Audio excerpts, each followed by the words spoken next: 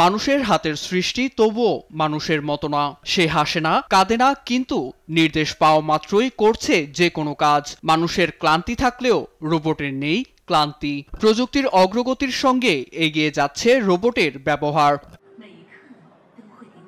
শুক্রবার বেইজিংয়ে শুরু হওয়া 5 দিনের সম্মেলনে আছে প্রদর্শনী, প্রতিযোগিতা এবং নেটওয়ার্কিং ইভেন্ট, যেখানে বিশ্বজুড়ে 200-র বেশি রোবোটিক্স কোম্পানি তাদের সবশেষ উদ্ভাবন প্রদর্শন করছে।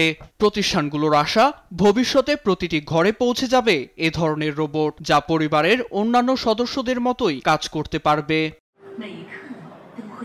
তবে ইন্টারন্যাশনাল ফেডারেশন অব রোবোটিক্স গবেষণা কমিটির মতে এই রোবটগুলো প্রযুক্তি ও শারীরিক সীমাবদ্ধতা থাকায় সব কারখানার জন্য উপযুক্ত নয়। দুর্বলতা থাকায় গাড়ি শিল্পে এই রোবট খুব বেশি কাজে দেবে না। আবার কেউ কেউ মনে করছেন বিপজ্জনক ও কঠিন পরিবেশ মানিয়ে ঠিকই সামনে এগিয়ে যাবে এই রোবট। তবে এসব রোবট কিনতে হলে গুনতে হবে মোটা অঙ্কের টাকা, তাই এখনই আসছে না হাতের নাগালে।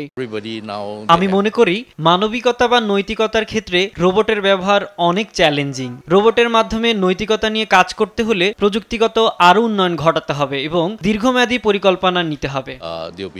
প্রযুক্তির উন্নয়নের সঙ্গে মানুষের কর্মক্ষেত্রে রোবটের প্রবেশ নতুন সম্ভাবনার পাশাপাশি বড় ধরনের সামাজিক ও নৈতিক প্রশ্ন তৈরি করবে।